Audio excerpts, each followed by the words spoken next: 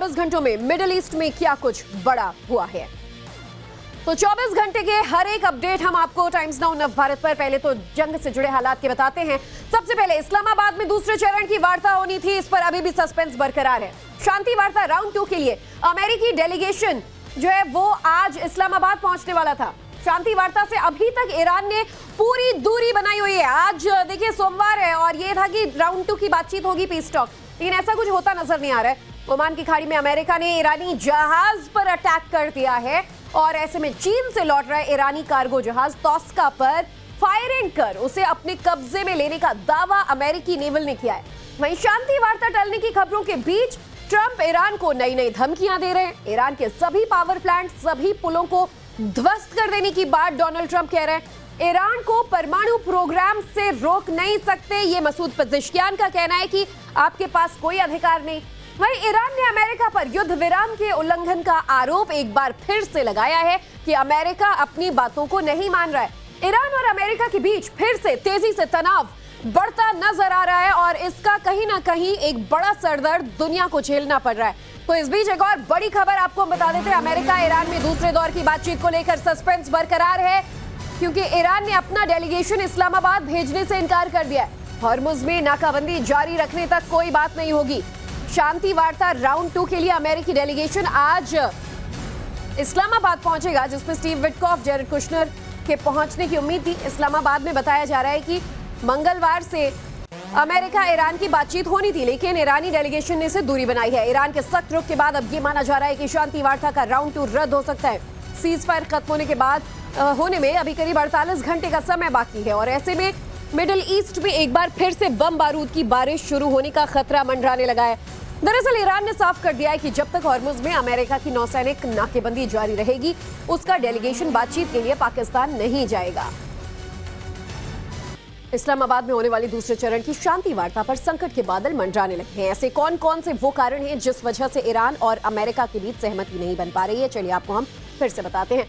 तो जो सबसे मेन वजह है वो समझिए कि हॉर्मुज़ को लेकर रस्साकशी अभी तक बनी हुई है और वहीं हॉर्मुज़ पर अमेरिका की नाकेबंदी भी जारी है।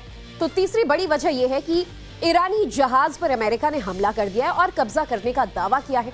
चौथी बड़ी वजह दोनों पक्षों में विश्वास की कमी है। परमाणु कार्यक्रम पर टकराव जो है वो ईरान अमेरिका के बीच सिर्फ बढ़ता जा रहा है। ट्रंप के बयान ने अब तल्खी और बढ़ा दी है। ईरान के तेवर तल्ख हुए हैं तो अमेरिका भी धमकी दे रहा है। सातवीं बड़ी वजह, शांति वार्ता को लेकर कोई गंभीर नजर नहीं आ रहा है, क्योंकि ईरान ने बार बार कह दिया है कि अमेरिका जब तक अपनी बातें नहीं मानेगा हम इसका पार्टिसिपेंट नहीं बनेंगे। वहीं ईरान ने बातचीत से पहले अपनी शर्तें रख दी हैं। बंदरगाहों से नाकेबंदी हटाने की मांग अमेरिका से की है और कोई भी पक्ष जब झुकने के लिए तैयार नहीं है तो फिर ये एक बड़ी वजह बन जाती है कि शांति वार्ता पर संकट के बादल मंडराने लगते हैं। चर्चा करने के लिए हमारे साथ रिटायर्ड एवीएमपी के श्रीवास्तव सर रक्षा विशेषज्ञ के तौर पर जुड़े हुए हैं और साथ ही कर्नल रिटायर्ड उत्कर्ष राठौर रक्षा विशेषज्ञ हमारे साथ जुड़े हैं। सर गुड मॉर्निंग, आप दोनों का एक बार फिर से बहुत बहुत स्वागत है। श्रीवास्तव सर, एक चीज आपसे ये समझना चाहेंगे कि बातचीत होगी कहा जा रहा है कि अब युद्ध विराम खत्म होने में 48 घंटे का वक्त बाकी है, लेकिन राउंड 2 की बातचीत से पहले ही एक बार फिर से बम बारूद की धमकी जो है वो दी जाने लगी है और फिर से युद्ध का खतरा मंडराने लगा है।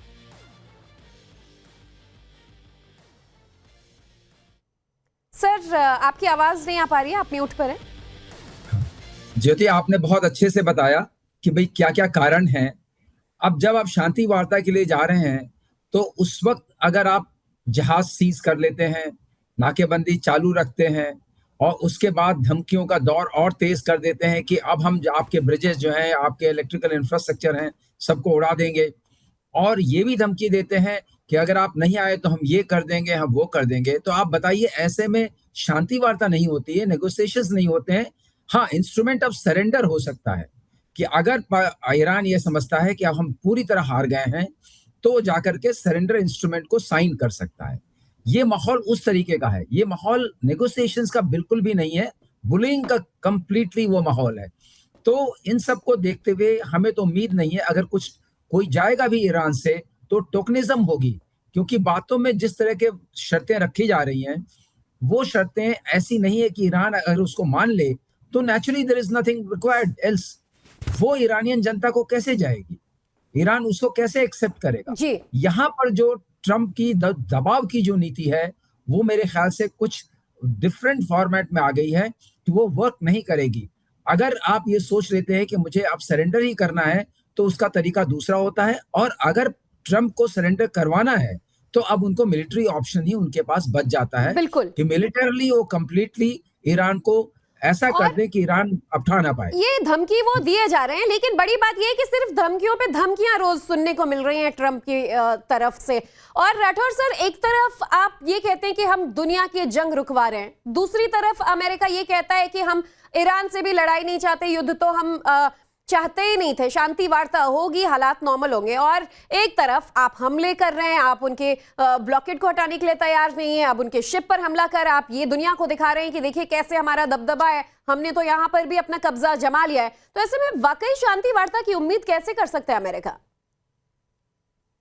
देखिए ज्योति, प्रेसिडेंट ट्रंप के ऊपर दोहरी रिस्पॉन्सिबिलिटी थी, लेकिन बात दूसरी कि वो इसको समझते नहीं है।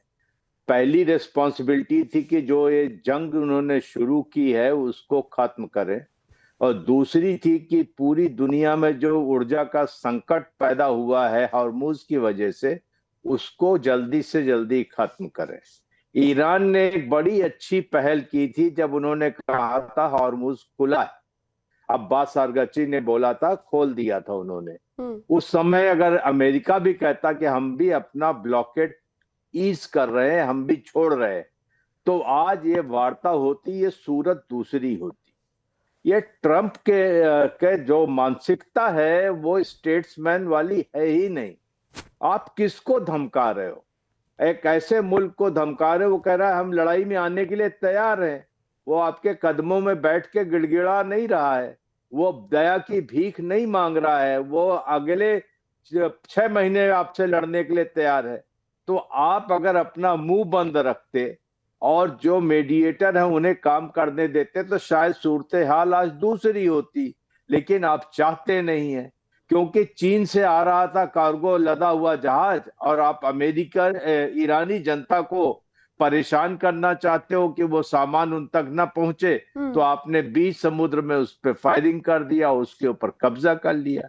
और कौन कार्गो शिप के ऊपर फायरिंग करता है? अनआर्म्ड शिप को आप ऐसे भी क्या कहते हैं कब्जा कर सकते हो। बाद में वही किया उन्होंने। तो बात आज ये है कि इस्लामाबाद की जो बातचीत है वो खटाई में पड़ चुकी है। यही कह दिया है अमेरिका ने कि जेडी वैंस नहीं जाएंगे, और उसी तरीके से आप देखेंगे ईरान का डेलीगेशन अगर बहुत गया तो एक scale down joint deputy minister types कोई जाएंगे, अदरवाइज वहां से लोग नहीं जाएंगे। जितनी उम्मीद थी जब वो पहुंचे, और उनसे सबसे ज्यादा मध्यस्थता अमेरिका से लेकर दुनिया को उम्मीद थी, वो नहीं कर पाए। तो ऐसे में देखना होगा, ईरान पहले ही बैकआउट कर रहा है कि हम तो जाएंगे ही नहीं। देखना ही होगा कि फिर आगे बातचीत बढ़ती कैसे है। मैं आऊंगी राठौर सर, आपकी बात पूरी करेंगे, लेकिन इस बीच एक बड़ी खबर यह भी आ रही है कि अमेरिका के साथ इस्लामाबाद में होने वाले दूसरे चरण की शांति वार्ता पर अब बात बनती नजर नहीं आ रही है। ईरान ने यह साफ कर दिया है कि हम शांति वार्ता में शामिल नहीं होंगे। इस्लामाबाद में दूसरे चरण की शांति वार्ता से ईरान की दूरी बन गई है। ईरान ने बातचीत से के टेबल पर जाने से के पहले ही अपनी शर्त रख दी है। बंदरगाहों से अमेरिकी सेना को हटाने की मांग पर ईरान अड़ा हुआ है, और इस मुद्दे पर ईरान के सुप्रीम नेशनल सिक्योरिटी काउंसिल की एक बड़ी बैठक हुई। लेकिन ईरान को इस बात पर शक है कि बातचीत के बाद भी उस पर लगे प्रतिबंध नहीं हटाए जाएंगे और उसके फंसे हुए पैसे वापस नहीं मिलेंगे। इससे पहले 11 और 12 अप्रैल को इस्लामाबाद में अमेरिका और ईरान के बीच सीधे बातचीत हुई थी, लेकिन कोई समझौता नहीं हुआ था। 22 अप्रैल को युद्ध विराम खत्म हो रहा है, और इससे पहले ही बैठक कर किसी नतीजे पर पहुंचने की ये एक कोशिश थी। तो वहीं इस्लामाबाद में होने वाली शांति वार्ता में शामिल होने के लिए ईरान ने अपनी क्या शर्तें रखी हैं, चलिए हम आपको एक बार फिर डिटेल तरीके में आसान शब्दों में समझाते हैं। ईरान की पहली शर्त है कि ईरानी बंदरगाहों पर लगी अमेरिकी सेना को हटाया जाए, जो अमेरिका दावा कर रहा है कि अब हमारा वहां नियंत्रण है। दूसरी बड़ी शर्त ईरान ने यह रखी है कि बातचीत के बाद ईरान पर लगे प्रतिबंध भी हटाए जाएं, और ये एक बड़ा शर्त जो पहले राउंड की शांति वार्ता हुई थी उसमें भी ईरान ने रखा था। तीसरी बड़ी शर्त ईरान की है कि हॉर्मुज को लेकर ईरान अमेरिकी दखल नहीं चाहता है। स्ट्रेट ऑफ हॉर्मुज पर ईरान अपना कंट्रोल चाहता है, और चौथी बड़ी शर्त है यूरेनियम संवर्धन पर यूएस का दबाव थोपा ना जाए।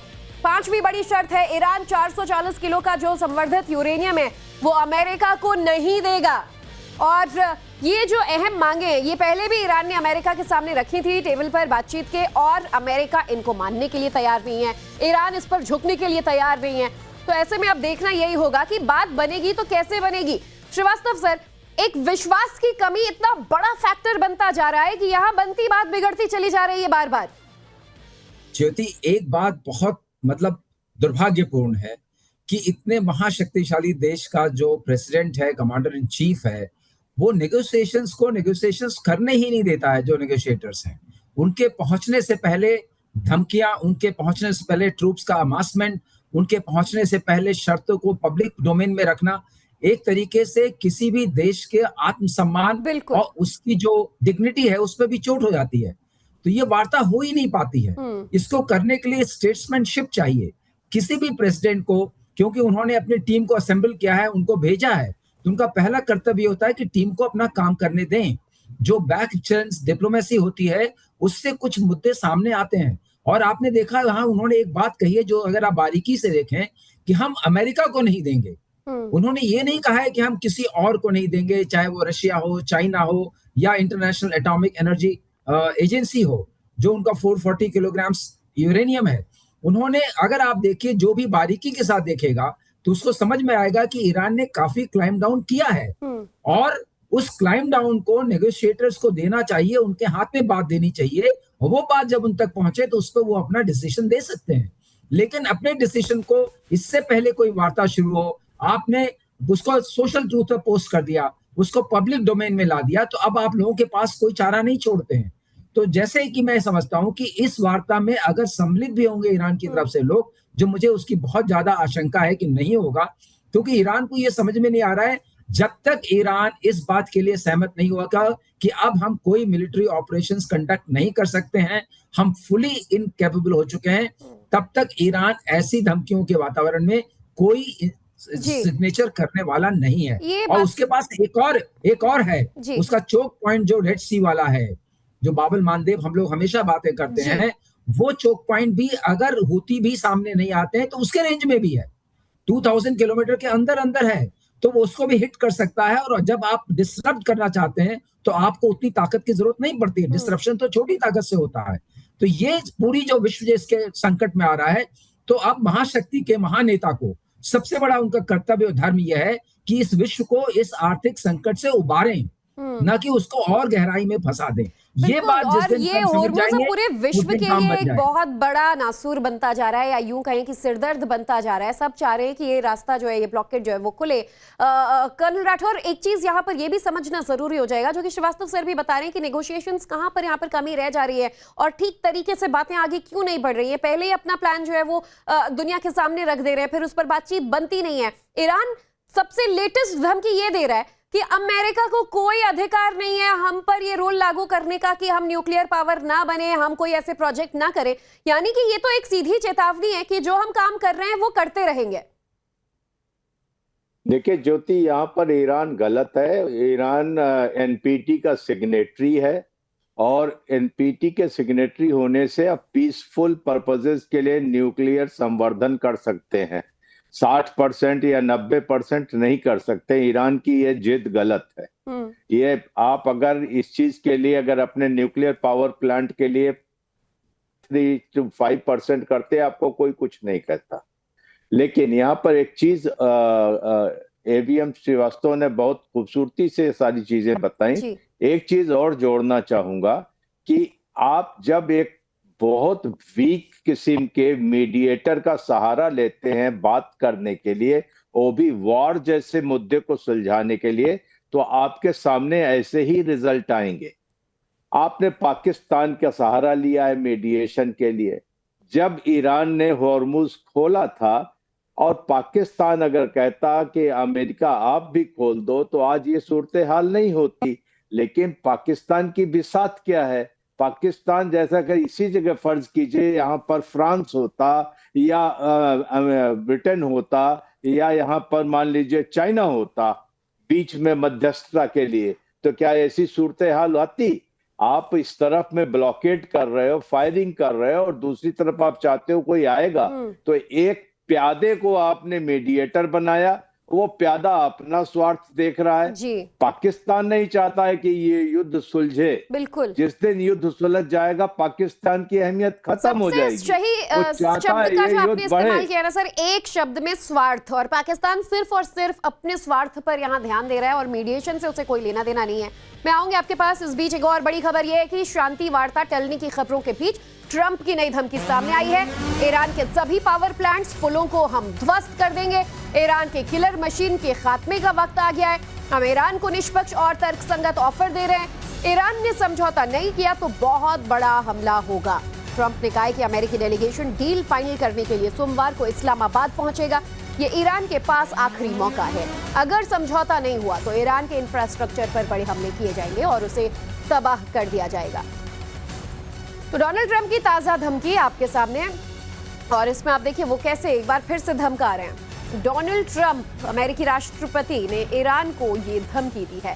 सीज फायर उल्लंघन का आरोप ईरान पर लगाते हुए कहा है कि अगर डील नहीं की तो देश का हर एक पावर प्लांट और ब्रिज तबाह कर दिया जाएगा। ट्रंप ने ईरान को ट्रूथ सोशल पर धमकी दी। उन्होंने ईरान पर संघर्ष विराम उल्लंघन का आरोप लगाते हुए जमकर धमकाया। ईरान के सभी पावर प्लांट्स और पुल को अमेरिका कहता है कि हम ध्वस्त कर देंगे। आपको समझाते हैं ये नई धमकी, नया अल्टीमेटम। अब डोनाल्ड ट्रंप ये भी कह रहे हैं कि ईरान की किलर मशीन के खात्मे का वक्त आ गया, यानी कि, और इसके अलावा ईरान को निष्पक्ष और तर्कसंगत ऑफर दे रहे हैं। डोनाल्ड ट्रंप एक बार फिर ये साफ कर रहे हैं कि फाइनल डील होगी। ईरान ने समझौता नहीं किया तो फिर से बड़ा हमला ईरान पर होगा। पिछले 47 वर्षों में दूसरे राष्ट्रपतियों ने जो नहीं किया वो अब होगा। और डोनाल्ड ट्रंप ये कह रहे हैं कि वहां का जितना भी इंफ्रास्ट्रक्चर है उसे हम तबाह कर देंगे। वहां के पुल, ब्रिज और जो बड़े साइट्स हैं वहां पर सीधा हमले किए जाएंगे। ऐसे में डोनाल्ड ट्रंप की इस धमकी पर ईरान का पलटवार सामने आया है। ईरान के राष्ट्रपति मसूद पेज़ेश्कियान ने क्या कहा ये भी आपको बताते हैं। ईरान पर फैसला लेने का अधिकार डोनाल्ड ट्रंप को किसने दिया? ईरान को परमाणु प्रोग्राम से रोक नहीं सकते। ईरान से उसके अधिकार कैसे छीन सकता है अमेरिका? तो पेज़ेश्कियान का ये बयान सामने आया। ईरान का पलटवार डोनाल्ड ट्रंप की धमकियों पर ईरान के राष्ट्रपति मसूद पेज़ेश्कियान ने कहा है कि ट्रंप कहते हैं कि ईरान अपने परमाणु अधिकारों का उपयोग नहीं कर सकता है, लेकिन ट्रंप ये नहीं बताते कि किस अपराध के लिए। किसी देश को उसके अधिकारों से वंचित करने का अधिकार अमेरिका को किसने दिया?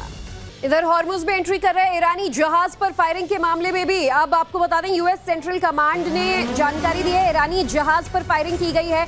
यूएसएस प्राउंस ने ईरानी जहाज एमवी तोस्का पर फायरिंग की।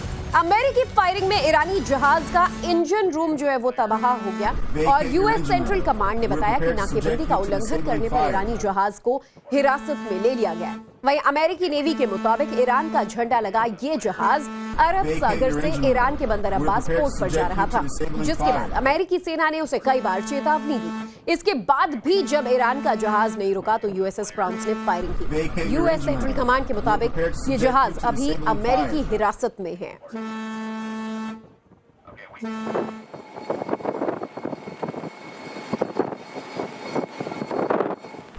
Motor Vessel Tosca, vacate your engine room.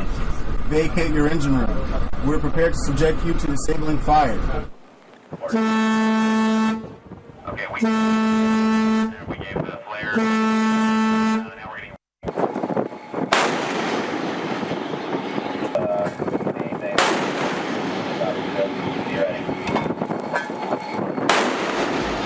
और ये तस्वीर आपने देखी, इधर ईरानी जहाज पर फायरिंग हुआ और इस मामले में ट्रंप का पोस्ट सामने आया। ओमान की खाड़ी में ईरानी जहाज को हमने रोक दिया है। नाकाबंदी का उल्लंघन करने पर इस जहाज पर हमला करना पड़ा। अमेरिकी नेवी के हमले के बाद जहाज में सुराग भी हो गया और उसकी तस्वीरें भी हमने आपको दिखाई कि कैसे अब जो ये युद्ध है वो और ज्यादा भयंकर होता जा रहा है और आसमान में हो रहे हमले अब समुंदर तक पहुंच चुके हैं और ओमान की खाड़ी में ईरानी जहाज पर अमेरिका ने गोलियां दागी। श्रीवास्तव सर, ये तस्वीरें भी हम देख रहे हैं कि कैसे अब समुद्र तक ये जंग पहुंच गई है और खास तौर पर अब स्ट्रेट ऑफ हॉर्मुज एक ऐसा सरदर्द बन गया है। अगर अमेरिका का यहाँ कंट्रोल है तो बाकी मुल्कों के भी जो जहाज यहाँ से गुजर नहीं पा रहे। ईरान कहता है हमारा इस पर कंट्रोल है, इसके बावजूद यहाँ से जहाज नहीं निकल पा रहे हैं। ये दोनों का जो संघर्ष है, ईगो की लड़ाई इतनी ज्यादा बड़ी बन गई है कि यहाँ ना कोई झुकेगा ना किसी को जीत मिल रही है। ज्योति, सबसे जो यहाँ अजीब बात दिखती है या खतरनाक दिखती है कि अमेरिका जैसा देश दिखाई पड़ रहा है कि किस तरीके से जेनेवा कन्वेंशंस की तार तार कर रहा है। एक रोग नेशन जब लड़ाई शुरू होने से पहले ईरान के इतने सिंपैथाइजर्स या इतने एम्पैथाइजर्स नहीं थे, लेकिन आज जिस तरह की बातें ट्रूथ सोशल पर प्रेसिडेंट ट्रंप खुद पोस्ट कर रहे हैं, खुद एडमिट कर रहे हैं कि हमने इनोसेंट पैसेज देना अगर ईरान का काम था तो इनोसेंट पैसेज देना उनका भी काम था एज पर यूएन क्लॉज, लेकिन वो भी नहीं कर रहे हैं। तो इसका मतलब अगर ईरान गलतियां कर रहा है तो वो भी गलतियां कर रहे हैं, और ये गलतियां जो हैं वो सब के दिमाग में जहन में जा रही हैं, सारे देश इसको देख रहे हैं, इसी के चलते उनके एलाइज भी उनका साथ नहीं दे पा रहे हैं। और सबको ये पता चल रहा है कि ईरान क्यों नहीं आ रहा है नेगोशिएटिंग टेबल पर, क्योंकि वो उसको आने नहीं दे रहे हैं, उसके लिए कोई माहौल नहीं बना रहे हैं। माहौल बनाना भी जो महाशक्तिशाली होता है उसका काम होता है। और एक बात और बता दें दर्शकों को आपके माध्यम से कि ईरान के पास जो भी क्षमता है यूरेनियम एनरिचमेंट करने की, वो कहां से आई है? उसी पाकिस्तान से आई है। उसी AQ खान जो उनके थे न्यूक्लियर साइंटिस्ट, उन्हीं के नेटवर्क के थ्रू वो वहां पहुंचा था। वो रिस्पॉन्सिबल है ईरान को इस मामले में इनेबल करने में, और नॉर्थ कोरिया को भी। और उसी पाकिस्तान को आज आप उस जहर को मिटाने के लिए काम कर रहे हैं। तो आपका चॉइस ऑफ मीडिएटर तो इतना खराब है, वो भी लोगों के दिमाग में जा रहा है। तो ये सब मिला करके ये एक बात समझ में आती है कि जो प्रेसिडेंट ट्रंप ग्राउंड ऑपरेशंस करके अचीव करना चाहते थे, जब वो नहीं कर रहे हैं तो उसको वो धमकियों के दौर से और नाकेबंदी करके और इस तरह के ट्रेड वेसल्स को अटैक करके उसको अचीव करना चाहते हैं। बिल्कुल, और शायद जो हम लोग आकलन है वो सफल नहीं होगा, और सफल होता नजर नहीं आ भी रहा है। ये भी आप बात सही कह रहे हैं कर्नल राठौर। अगर नेगोशिएशन टेबल पर अमेरिका चाह रहा है कि ईरान आए, बातचीत बने, तो अमेरिका को ये समझना जरूरी है कि वैसा विश्वास वाला माहौल भी उसे देना होगा, वो एनवायरनमेंट देना भी जरूरी है जिसमें ईरान भरोसा कर पाए कि हाँ बातचीत आगे बढ़ना मुमकिन है। ज्योति, लगता नहीं है कि सेकंड राउंड की बातचीत हो पाएगी, क्योंकि इन्होंने सारे लोगों ने सिर्फ कोशिश की है खराब करने की। एक अनआर्म्ड मर्चेंट वेसल के ऊपर फायरिंग कौन करता है? और आप देखिए अगर किसी मर्चेंट वेसल के अंदर आप गए हैं तो थर्ड डेक होता है सबसे नीचे पानी के साथ, वहां इंजन रूम होता है।